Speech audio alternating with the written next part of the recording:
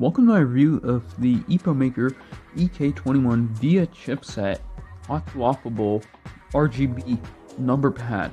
This particular one that I got was with the flamingo switches, and it is a linear type, so you won't get that clicking sound. And we'll go ahead and test out all of the features and functionality, so stay tuned.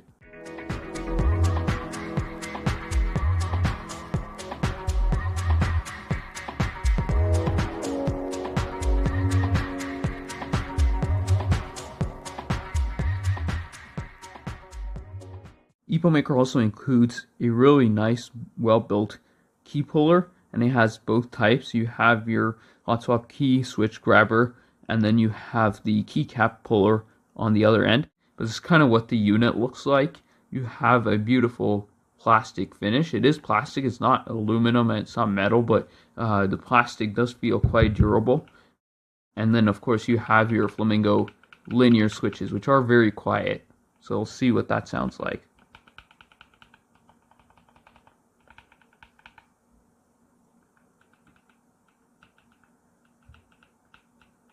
And your aluminum control knob, which has a nice clicking feel to it. So you won't get that tactical feel, and you don't have a lot of resistance on these particular switches. And there is your pink flamingo linear key switch right there. And that's kind of why these switches are so quiet, but they do come in with stereo linear as well as the Gateron Pro yellow switches, if that's kind of what you prefer. In terms of my experience with these switches, they do sound a lot more quieter, and they have very little tactile feel to them compared to something like mechanical blue switches, which kind of sound like this.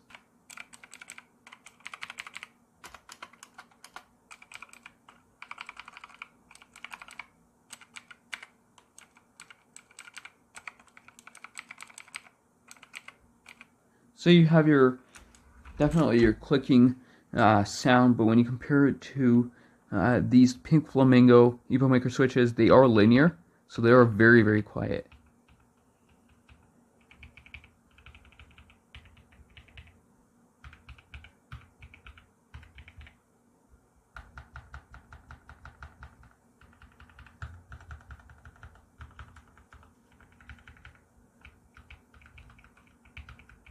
I found that these pink flamingo switches sound very similar in key profile and key travel distance to black switches, and here's kind of what that sounds like.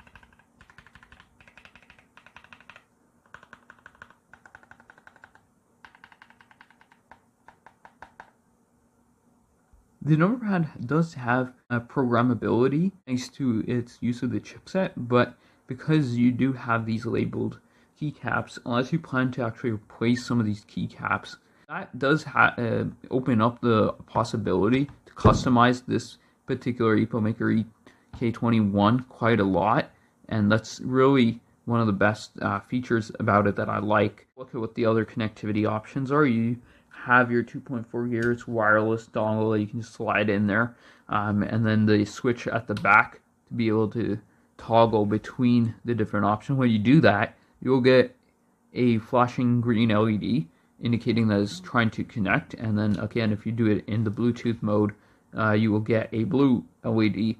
Try out all the different options, and I will also use it with the included braided Type-C cable that I liked quite a lot. So it measures about 5.5 inches, give or take, and then on the width, really around 3.75 inches, but the depth and the height of the unit varies. All the way at the front, you do have less than an inch, and then at the back, including the height profile, it rises up to 1.5 inches, but they do include the branding on the front, and then if you switch over to the back, they do have that as well.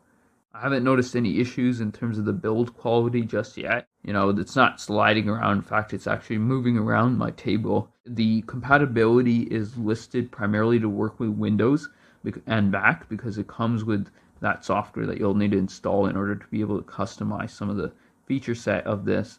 Look at further hot swapping some of these key switches and removing out the keycaps as well. What I like about the manual is that it includes diagrams of actually how to not just actuate but also replace some of the hot swappable key switches and how to properly do that without damaging the circuit board underneath. And here you can see the RGB lighting effect out of the box is pretty ample. I do think that the keycaps color scheme of the white and the grays and the black plastics does look quite good, but the keycaps are not transparent, so they do not illuminate through the numbers, and that is a bit of a downside. With the 2.4 GHz, you do get that full 1000 Hz polling rate for the keys, and under the Bluetooth mode, it does drop significantly to 125 Hz key polling rate. I haven't noticed any specific issues with ghosting, but it does have an anti-NKRO ghosting system, so that is really nice to see. And you can also adjust the backlight saturation up and down using the function 5 and 6 keys. So this really increases the saturation, but if we decrease it, you'll notice that it's more lightened and it is more on the on a lighter hues, versus we increase the saturation. Now you get that beautiful color scheme. And there's also the option to toggle up and down the brightness by again using the function up and plus and minus keys. So it's kind of at maximum brightness, and this is kind of what it looks like at minimum brightness. And I find that the brightness is ample. I think it's just really a matter of the keycaps that are used on this particular unit do hide some of that lighting effect. Particularly the RGB doesn't necessarily shine through because the keycaps are not transparent, and they do cover a lot of the surface area where you normally might be able to see the RGB coming through. So that is a bit of a downside.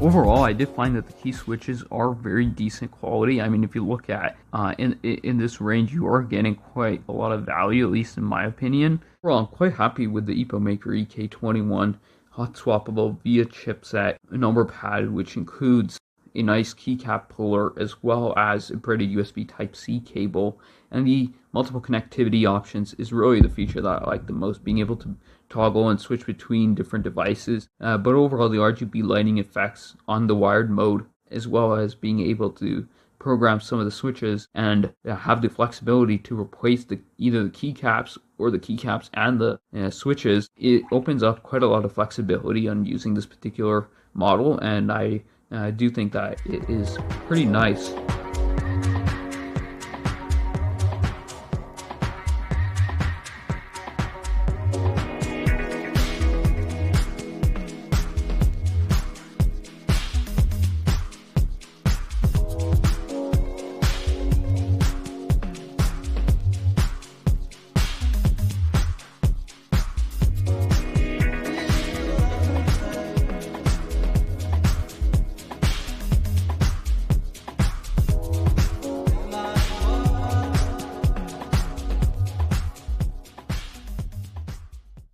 Hi everyone, just wanted to kind of give a little bit of insight on the EK21.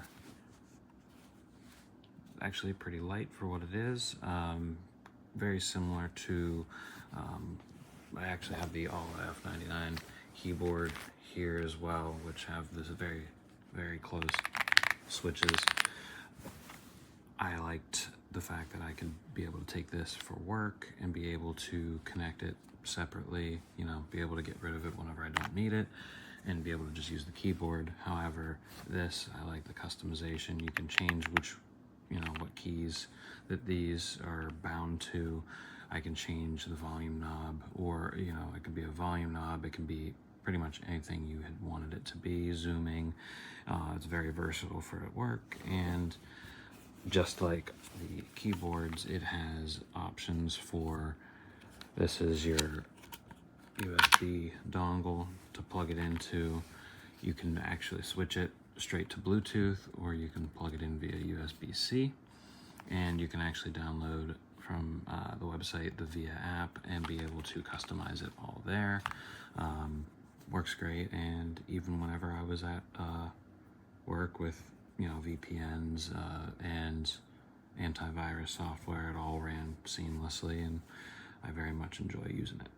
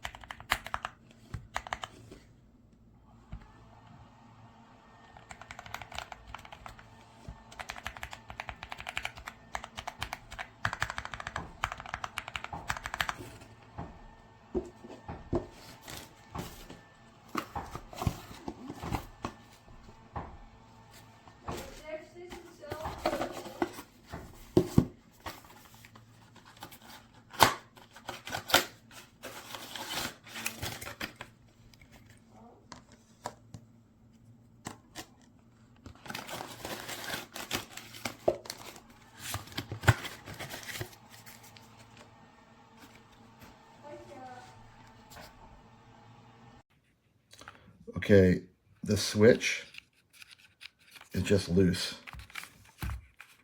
See, it kind of goes that way, and then it goes that way. It's not held in any way. It's just loose. That does sound good.